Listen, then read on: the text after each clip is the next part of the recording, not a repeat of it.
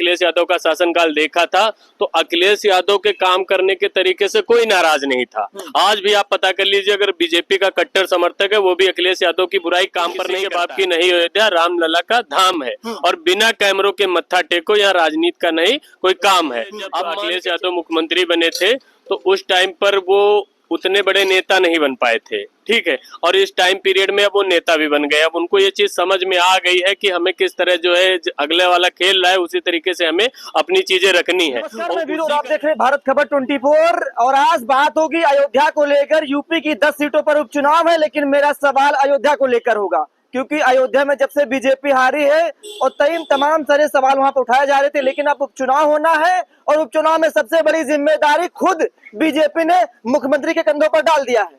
और वहीं पर समाजवादी पार्टी की बात करें तो अखिलेश यादव ने अवधेश प्रसाद पर भी कंधे पर बड़ी जिम्मेदारी दे दी है। भाई साहब, अयोध्या में मिल्कीपुर में उपचुनाव है और बीजेपी ने मुख्यमंत्री पर बड़ी जिम्मेदारी दे दी है।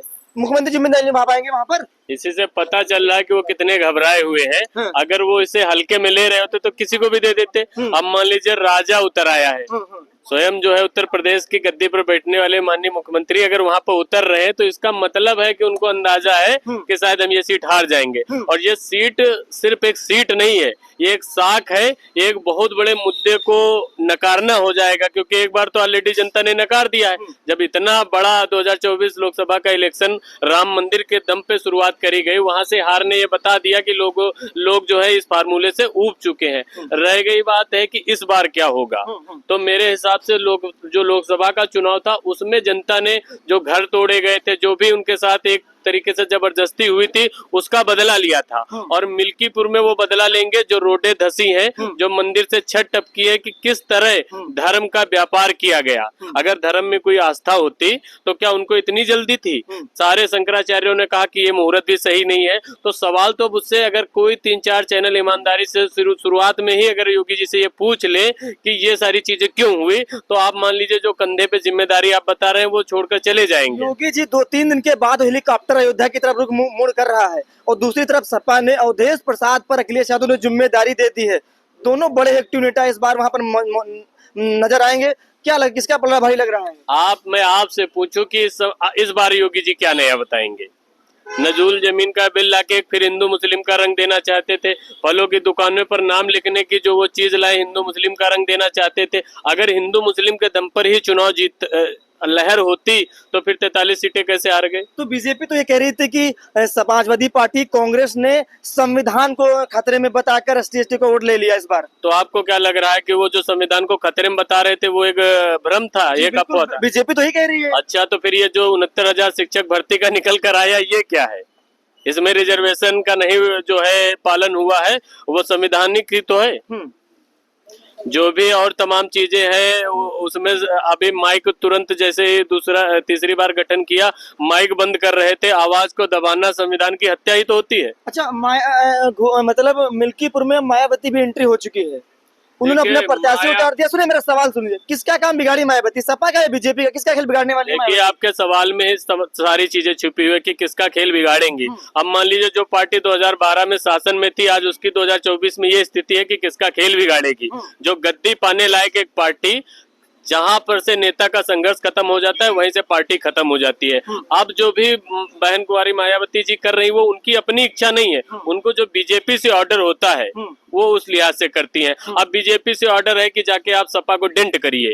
अब तमाम अगर दलित भाई भी समझ गए हैं कि अब मायावती जी से कहीं ज्यादा वो चंद्रशेखर रावण की तरफ जाने लगे हैं, ठीक है, तो जब मान के चलिए कभी आप मसीहा थी, लेकिन आज शायद वो खुद को सिर्फ बचाने की कोशिश करते हैं, इसके अलावा और कुछ नहीं। आप शायर, मतलब हमने कई दफा आपका इंटरव्यू किया, अयोध्या पर कई सारी आपने शायरी कुछ कही है, लेटेस्ट शायरी जो बनाई हो मिल्कीपुर के लिए, आपके अगर दिल में है, जहन में है तो उगिल दीजिए, चैनल आपके साथ में है।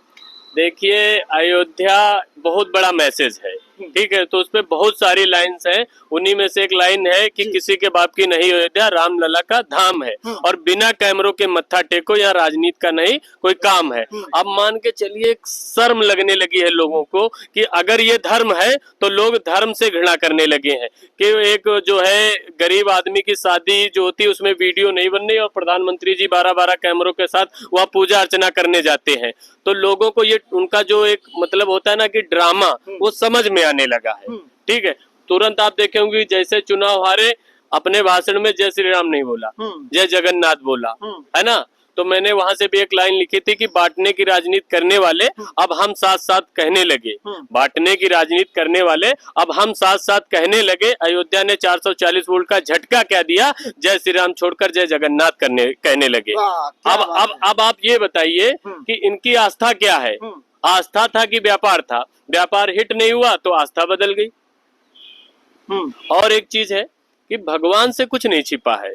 आप चाहे जो भी कांड देख लीजिए, बलात्कार से लेकर तमाम आए, जहां पर बीजेपी को लगता है, जहां पर बीजेपी को लगता है कि मेरे समीकरण के हिसाब से चीजें अच्छी है, वहां बुलडोजर की रफ्तार देख लीजिए। और जहां पर लगता है कि इनका दबाव हो जाएगा, इनके पार्टी पर दबाव आ जाएगा, वहां पर शांत रहते। सवाल ये है कि जब से अयोध्या में बीजेपी हारी तो बीजेपी के तमाम सारे नेता कह रहे हैं कि अयोध्या की हिंदी ने बीजेपी के साथ गद्दारी दी है, भगवान श्री राम के पीछे पीछे छुरा भोगने का काम किया है। आप मानते कि नहीं मानते हैं? अब आप बताइए कि उन्होंने यहाँ तक कहा कि सामान घर से लेकर जाइए, ठीक है, ये होती है नीचता, तुच्छता होती है। अगर आप रामायण पढ़ेंगे तो उसमें पाएंगे कि कैकेयी जी ने जो है अपने बेटे के लिए, अपने बेटे के मोह में राम जी को जंगल भेजा था, तो आज के टाइम पर भेजते तो ये तुरंत ही कैकेयी को मार देते। सहनशीलता नहीं बची है, ठीक है। इसका मतलब आप भी राम भक्ति नहीं कर रहे थे, आप एक उम्मीद से राम भक्ति कर रहे थे कि अगर मेरा काम हो जाएगा तो मैं आपकी वाह करूंगा, अगर आपने मेरा काम बिगाड़ा है तो मैं आपकी बुराई करने लगूंगा। इससे पता चलता है कि कितने नीच हो चुके हैं।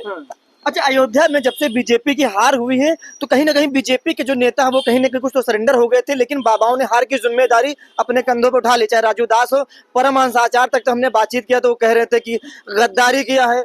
मोदी जी चाहिए कि 100 करोड़ रुपए विपक्ष के साथ खरीदिए, भारत को हिंदू राष्ट्र घोषित करिए। तो वही संविधान की बात लौट कर आ जाती है। क्या है मंशा? अगर बीजेपी ये मानती है कि संविधान को कोई खतरा हमसे नहीं है या हम नहीं चाहते, तो उनके लोग अगर खुलेआम संविधान को खत्म करने की बात कर रहे हैं तो उस पर कोई एक्शन होना चाहिए था। आप बताइए कि इस बयान के बाद क्या एक्शन हुआ था? अगर एक्शन नहीं ले रहे तो इसका मतलब है आपकी मंशा है, आप चाहते हैं कि आप जो है आप डायरेक्ट तो नहीं लेंगे, क्योंकि अगर एक नेता बोलेगा तो उसे सारी पार्टियां घेर लेंगी। तो कई लोगों को लगा रखा है, कभी साक्षी महाराज जी बोल देते हैं कि 40 बच्चे पैदा कर दीजिए, 4 बच्चे पैदा करिए, 8 बच्चे पैदा करिए। होता ऊपर वालों की मंशा से ही है। अगर उनकी मंशा से नहीं हो रहा है तो उन पर एक्शन होना चाहिए।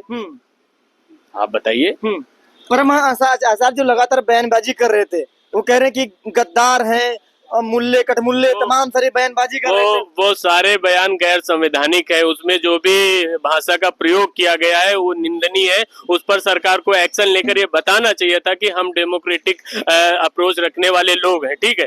जिस तरह एक विशेष समुदाय के लिए इस तरह कोई गलत बोल रहा है और उसके बाद भी उस पर कोई एक्शन नहीं लिया जा रहा है, इसका मतलब है कि आपकी इच्छा के हिसाब से वो बोल रहा है। सवाल पर आते, ये बताइए चुनाव कौन जीतेगा, अखिलेश यादव या फिर योगी आदित्यनाथ? देखिए, अब जो है जनता का मूड बदल चुका है। जनता को अगर 2024 के चुनाव लोकसभा में ही ये पता होता कि इतना बड़ा सीटें आने वाली है या इस तरह का करंट है, तो ये मान के चलिए ये पूरी तरीके से साफ हो जाते।